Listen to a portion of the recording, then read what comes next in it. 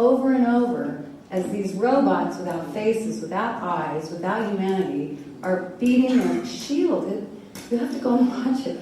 And I watched, actually, what happened to me was I just lost it. I just put my face in my hands and I was just sobbing and sobbing. And I've been in a lot of situations where it's just stunning police force.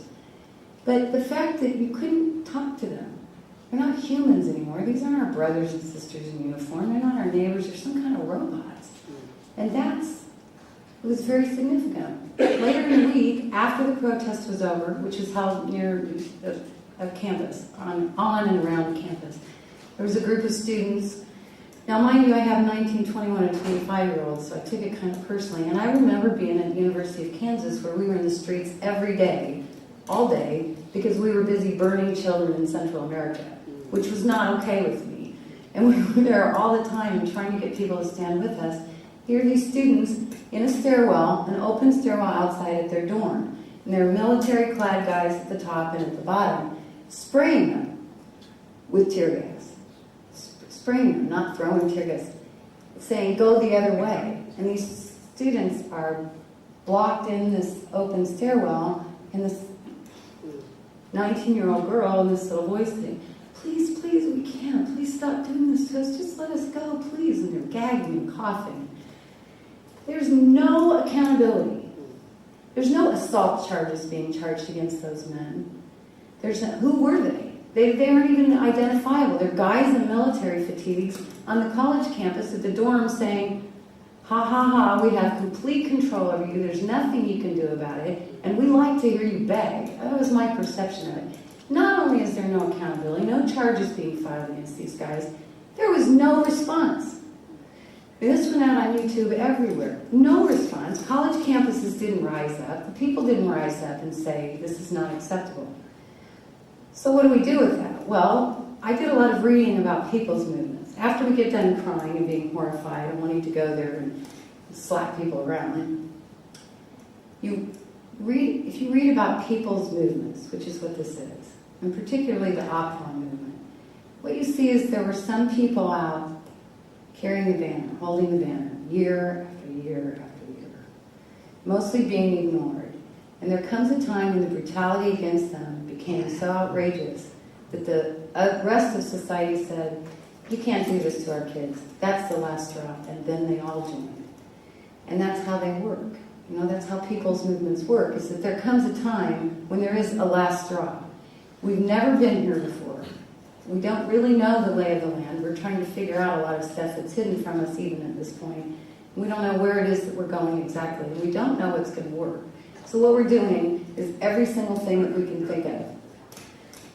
Some people are in the streets. Some people are doing research. Some people are talking to their neighbors. Some people are trying to focus on the corporations and what we need to reject there. Some people are trying to work through the political process. People are becoming the media. People are working within the universities. People are going out talking to firefighters and police officers and our military. There's a lot of people trying to talk to our military to say, okay, neighbors, are you going to stand with them or are you going to stand with us? And it's my opinion as far as where do we go from here, that we have to keep trying every single thing that we can think of. And because we're all very different. We were thrown in this together from different walks of life, different educational backgrounds, all over the world. Language problems, or language differences, which create some problems. And we have to be kind to each other, because what works in New York City doesn't work in Kansas, probably wouldn't work in Sydney. And that what we're passionate about, what we're good at, is what we have to go and do. And if you don't think that what I'm really passionate about doing, which is rabble-rousing, is useful, then go work within the political process. But don't tell me I can't rabble-rouse, because that's what I think is not going to matter. And I can't tell you, don't go try to work within the political process. It's a sham. Well, I can tell you that. I probably would tell you that. But I wouldn't tell you it's stupid, or that you can't do it, or you shouldn't do it. And last night we had a bit of a talk about unity. We were trying to create a little video to talk about this issue. And the issue, a lot of cities in the United States, there's been a group. They focused on this or that particular way of being as a group. And then some of the group wanted to go do different things. So then there's a big fight, and then the group splits, and the people who want to go scream at people in the streets go do that, and they be this group. And then this group who wants to go show film showings and talk to a university professor goes over here and is this group. But then they spend a lot of time in some of the cities trying to make the other group not succeed at all. And when people call me and say, oh, they're doing this thing, it's really bad for all of us, my response is usually, I recommend you don't join them. If you don't like that action, don't do it. But leave them alone. That's what we're doing because we don't know what's going to work. And it's all together cumulatively going to work. So with people's movements, there's a great book called Globalized Liberation by David Solnit, which is now a little bit old, and another one called Movement of Movements. It's amazing. It's so hopeful that around the world, people's movements have succeeded. Took shorter, longer periods of time. But in a lot of cases, they've succeeded, and that is what we are. I don't know why I bothered to write notes.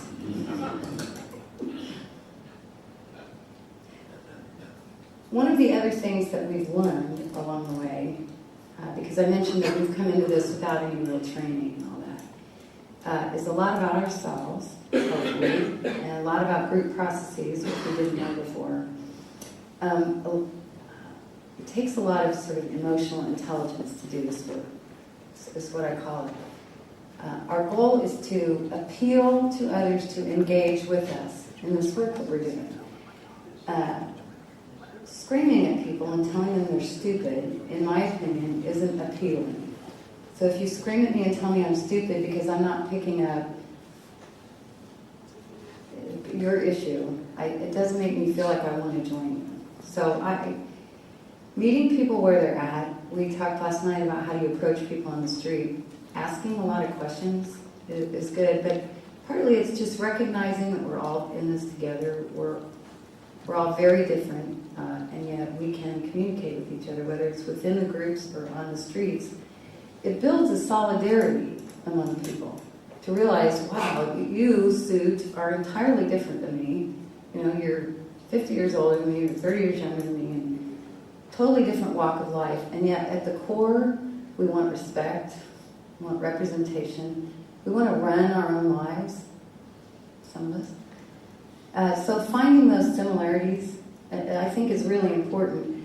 And as I say, appealing, we should be appealing, to people, it's to engage with us.